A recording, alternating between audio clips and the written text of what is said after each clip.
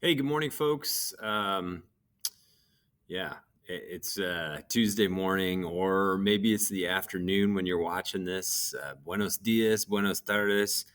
Um, I'm not sure. Hopefully you're watching it this morning in class or in fifth period. But, anyways, we're adding to our notes in section 2. So let me kind of zoom out for a second. And these were our notes, right, from yesterday. And I came around and I stamped your notebook yesterday looking for the right work. And the work that I was looking for were these 4 steps. Now, what I want to do right now is I want to zoom in on this idea. Remember how we said the absolute value is the distance that a number is from the origin. So, 5 is 5 away from the origin. -5 is also 5 away from the origin. Now, mathematically, here's how they do that. They take the opposite of the -5, right? So here's the -5. If we take the opposite of -5, it becomes a +5. And yesterday, they weren't really kind of in our book, they weren't really showing us that opposite on the left side. They were doing the opposite on the right side. So I mentioned it in my notes. I said, look, we could take the opposite of the 5x plus 1, but the book puts the negative on the right side of the equation. And with equations, it doesn't matter, right? It doesn't matter. Like if I multiply both sides by -1 or I divide by -1, nothing happens to the equality sign. It's still an equation. But with inequalities, it makes a difference when we multiply by a negative on both sides of the inequality. These were all our notes yesterday, right? So if you missed yesterday's notes, please watch that.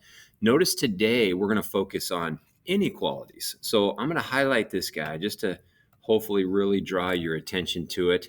And this guy right here, this inequality sign makes a huge difference, okay? And let me show you what the book puts down for their notes. It's kind of interesting. There's still going to be 2 cases, all right? And the first one we're dealing with is that less than sign. Now, it doesn't matter if it's less than or equal to. The top row here is going to be for less than and equal to. So let me do that real quick. So like right here, this could be for less than or equal to also. And then this one down here could be for greater than or equal to. So let me point out what happens. When they do case 1, it's like if ax plus b is positive. Well, that changes nothing. You got ax plus b less than c. But if ax plus b is negative, notice how they put the negative sign right there? They didn't do that with equations. And here's why they're doing it now, because you've got to get that negative to the right side of the inequality. And when you divide by -1, it switches the inequality sign. So I'm going to show you these 2 cases over here in example, whatever it is, 5, I think. And I want you to put it down in your notes. So if you followed me on that reasoning, that's fantastic. If you didn't, and you're just like, hey, look, I'm just going to try to do whatever Nelson tells me to do, the steps, that's okay too. I don't want to, I'm not trying to shame anybody. It would be cool if you tried to understand what's happening. But if you're like, hey, I'm just trying to survive, Nelson, I got a lot going on in my life. That's okay. I understand. So here's what we're going to do. We're going to add 5 to both sides. So first step is to isolate. It's the same as step 1 in our equations. Okay, so here we go. 4x minus 8 absolute value. After we add 5 to both sides, it's going to be less than, still the same sign. The only time we switch the sign is when we multiply by a negative or divide by a negative. I'm just adding a 5 to both sides, so I get 16. Okay, so check mark. Step 1's done. I guess I gave myself a little bit too much room here. Let me move up step 2 and 3. Okay, so step 2 is to write your 2 cases down. Cases. Okay, so here come the cases. This is kind of weird with inequalities. If 4x minus 8 is a positive number, here's case number 1. If 4x minus 8 is a positive number, well, then it's just going to be less than 16. Okay, so here's case 1. All right, now case 2 is if 4x minus 8 is a negative number, then what I would need to do is I need to multiply this by -1 to take and make it a positive. That's what the absolute values are going to do. It's going to make it a positive number, right?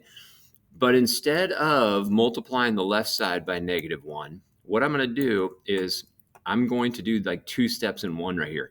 I'm going to multiply the left side by -1, but I'm also going to divide by -1 on both sides. and that's going to flip the inequality sign. So it goes from a less than symbol to a greater than symbol.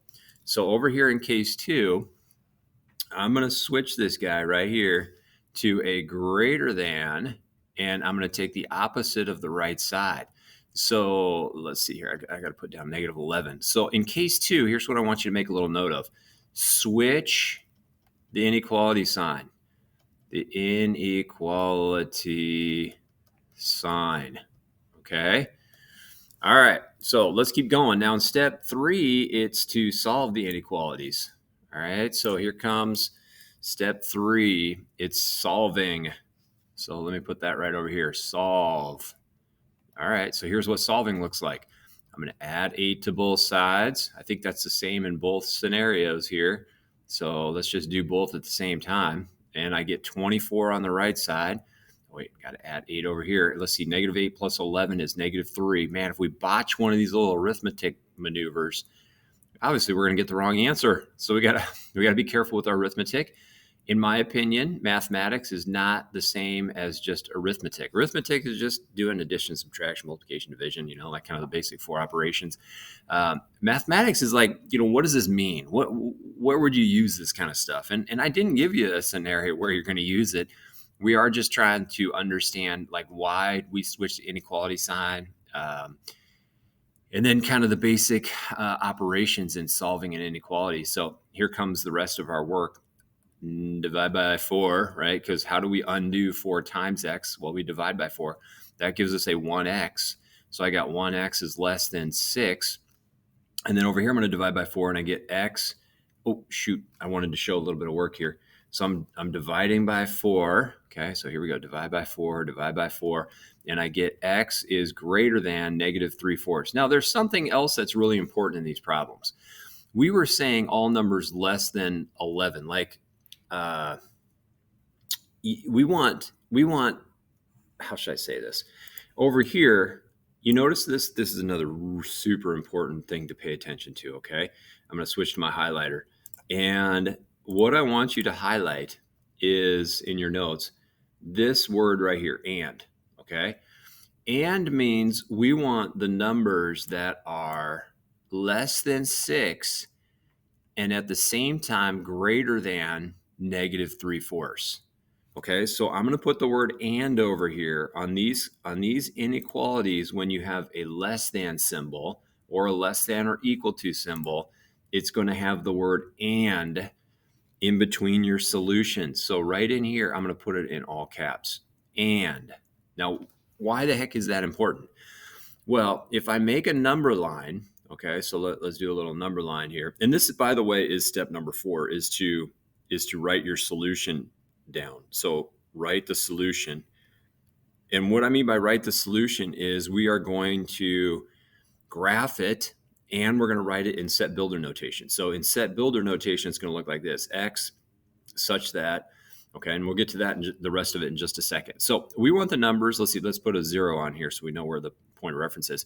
And let's say negative 3/4 is like here, okay? So negative 3/4 is right there. And then over here, let's say we got 6 on the number line. We want all the numbers that are less than 6 and at the same time greater than negative 3/4. See, if we just had this, if we just had all the numbers less than 6, that'd be all these numbers over here. But these numbers over here are not greater than negative 3/4. So the word and means both of these things have to be happening. We want all the numbers that are less than 6 and greater than negative 3/4. So to say greater than, instead of greater than or equal to, we put an open circle. To say less than, we put an open circle. If it said less than or equal to, it would be a solid circle saying we want 6. But we don't want 6. We want all the numbers less than 6. Then you would shade everything in between because we want all these numbers. Do we want 0? Yeah, 0 is going to work. Do we want like 0.1? Yes. Do we want negative 0.1? Yes. So we're shading all of this stuff saying we want all those numbers in between. Now, how do you do this?